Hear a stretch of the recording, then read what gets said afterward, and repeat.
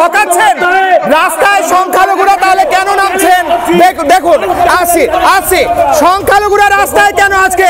যদি মমতা বন্দ্যোপাধ্যায় সংখ্যালঘুদের মাসিয়া হন তাহলে সংখ্যালঘুরা কেন রাস্তায়? দেখুন বন্দ্যোপাধ্যায়, দেখুন বিকাশ ভবনের সামনে আপনি যাদেরকে প্রতিশ্রুতি দিয়েছিলেন, যাদেরকে বলেছিলেন উন্নয়ন করে দিয়েছে, তারা আজ রাস্তায় দাঁড়িয়ে রয়েছেন। কি বলবেন স্যার? অ্যাকচুয়ালি এই রাজ্যে যে সরকারি ক্ষমতায় আসে তারা শুধু সংখ্যালঘুদের ভোট ব্যাংক হিসেবে ব্যবহার করে 234টা মাদ্রাসা উনি দিয়েছেন 10,000 মাদ্রাসা দিব বলে, কিন্তু সেই 234টা মাদ্রাসাকে আনএডেড করে রেখেছেন। উনি বিধানসভায় বলেছেন, জনসভায় বলেছেন 234টা মাদ্রাসাকে অ্যাডেড করে দেওয়া হলো, তাদের পূর্ণ মর্যাদা দিয়ে বেতন দেওয়া। মিথ্যা কথা বলছেন মুখ্যমন্ত্রী। কথা বলছে মুখ্যমন্ত্রী, আজ অবধি 234টা মাদ্রাসার বেতন পূর্ণ অ্যাডেড করা হচ্ছে। মমতা বন্দ্যোপাধ্যায় মিথ্যা কথা বলছে। অবশ্যই তিনি 7,000 মাদ্রাসা দিব বলে মসনদে বসেছেন।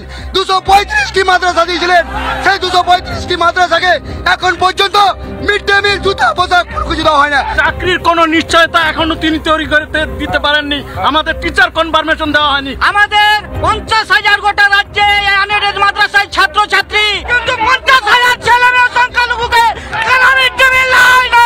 এই রাজ্য সরকারের লজ্জা। সংখ্যালঘুকে কি দুধান গাই মনে করেন উনি? সংখ্যালঘুর ভোট নিয়ে সংখ্যালঘুদের মাদ্রাসাকে নিয়ে ছিনিমিনি খেলছেন।